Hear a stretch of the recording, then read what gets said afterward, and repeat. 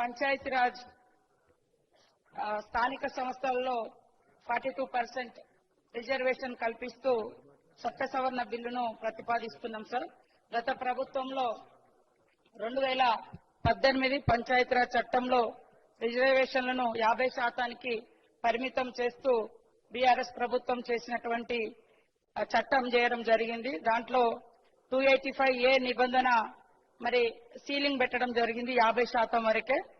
దాన్ని మరి ఆ చట్ట సవరణను ఆ సీలింగ్ ని ఎత్తివేస్తూ ఈ రోజు యొక్క బీసీలకు మా ప్రభుత్వం ఏదైతే కట్టుబడి ఉందో 42% రిజర్వేషన్ స్థానిక సంస్థలలో ఉద్యోగ ఉపాధి అవకాశాలలో కల్పించాలని దాన్ని ఈ రోజు మరి చట్ట సవరణ ద్వారా తీసుకురావడం జరుగుతా ఉంది సార్. ఇప్పటిదాకా కూడా చాలా డిస్కషన్ చేయడం జరిగింది.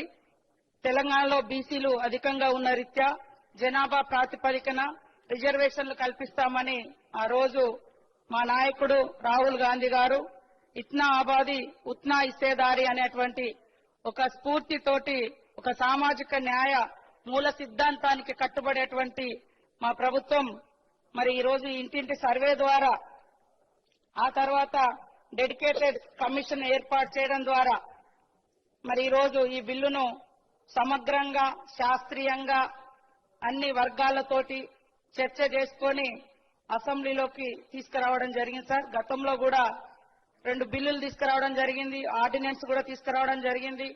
ఇవన్నీ కూడా చాలా రోజులుగా మరి రాష్ట్రపతి దగ్గర పెండింగ్ లో ఉండడం జరిగింది. కాబట్టి ఈ రోజు మళ్లీ అందరి సమక్షంలో ఈ సమావేశంలో ఈ యొక్క సవరణ బిల్లును తీసుకొస్తున్నాం. కాబట్టి మరి అన్ని పక్షాలు బీసీల ప్రయోజనాలను ఆర్థిక సామాజిక రాజకీయ ప్రయోజనాలను దృష్టిలో పెట్టుకొని ఈ చట్ట సవరణ బిల్లును ఆమోదించాల్సిందిగా కోరుతా ఉన్నాం.